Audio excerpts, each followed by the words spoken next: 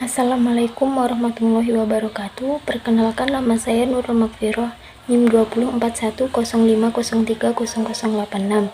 Saya di sini sebagai pemateri kedua dari kelompok 2. Ingin menjelaskan materi yang berjudul mengembangkan strategi dan rencana pemasaran.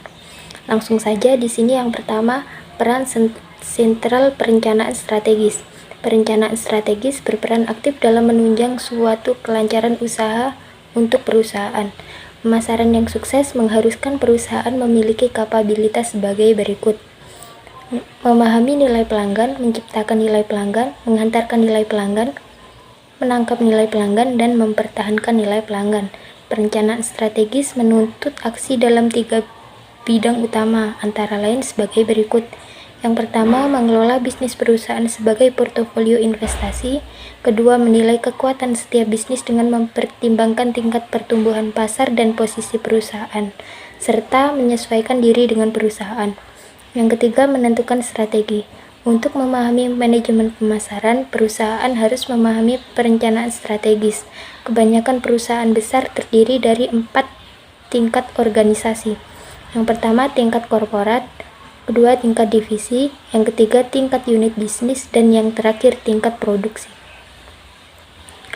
Rencana pemasaran merupakan instrumen sentral untuk mengarahkan dan mengkoordinasikan usaha pemasaran. Rencana pemasaran beroperasi pada 2 tingkat. Yang pertama, rencana pemasaran strategis, menjelaskan pasar sasaran dan proposisi nilai yang akan ditawarkan perusahaan. Yang kedua, rencana pemasaran taktis, menjelaskan taktik pemasaran, termasuk fitur produk, penyediaan barang, promosi, penetapan harga, saluran penjualan, serta layanannya. Yang kedua, perencanaan strategi korporat dan divisi. Beberapa korporasi memberi banyak kebebasan pada unit bisnis mereka untuk menetapkan tujuan dan strategi penjualan serta laba mereka sendiri. Korporasi lainnya menetapkan tujuan untuk unit bisnis mereka tetapi membiarkan unit bisnisnya mengembangkan strategi sendiri. Korporasi lain menentukan tujuan dan berpartisipasi dalam mengembangkan strategi unit bisnis individu. Semua kantor pusat melaksanakan 4 kegiatan perencanaan. Yang pertama, mendefinisikan misi korporat. Sebuah organisasi didirikan untuk memperoleh sesuatu, misalnya membuat mobil, meminjamkan uang, menyediakan penginapan, dan lain sebagainya. Pertanyaan misi mendefinisikan lingkup bersaing utama yang merupakan lingkup operasinya perusahaan berikut ini. Yang pertama, industri. Kedua, produk dan aplikasi. Yang ketiga, kompetensi. Yang keempat, segmen pasar. Yang kelima, vertikal. Dan yang keenam, geografis.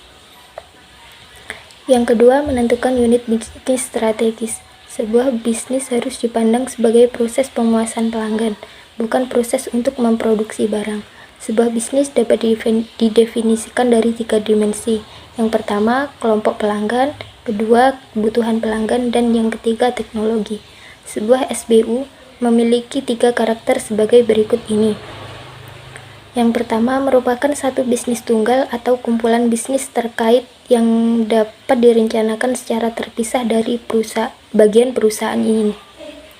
Yang kedua, memiliki perangkat pesaing sendiri. Dan yang ketiga, memiliki seorang manajer yang bertanggung jawab atas perencanaan strategis, kinerja laba, serta mengontrol paling banyak faktor yang mempengaruhi laba. Tujuan mengidentifikasi unit strategis perusahaan adalah mengembangkan strategi terpisah dan menentukan pendanaan yang tepat.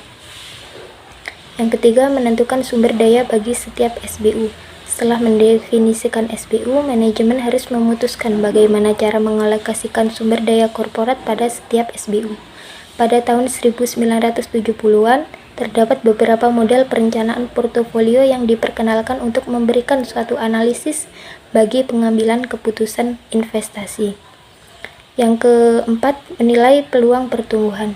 Menilai peluang pertumbuhan mencakup perencanaan bisnis baru, perampingan, atau menghapus bisnis lama. Rencana perusahaan untuk bisnis yang ada memungkinkan memproyeksikan penjualan total dan laba. Cara menutup kesengajaan perencanaan strategis antara lain sebagai berikut: mengidentifikasi peluang untuk menumbuhkan lebih lanjut bisnis perusahaan saat ini, atau lebih sering dikenal sebagai peluang pertumbuhan intensif, Yang kedua, mengidentifikasi peluang untuk membangun atau memperoleh bisnis yang terkait dengan bisnis perusahaan saat ini, atau lebih dikenal dengan peluang pertumbuhan integratif. Yang ketiga, mengidentifikasikan peluang untuk menambah bisnis menarik yang tidak berkaitan dengan bisnis perusahaan lain, atau lebih dikenal sebagai peluang pertumbuhan diversifikasi. Sekian penjelasan dari kami, kurang lebihnya mohon maaf. Wabillahi taufiq wal hidayah. Assalamualaikum warahmatullahi wabarakatuh.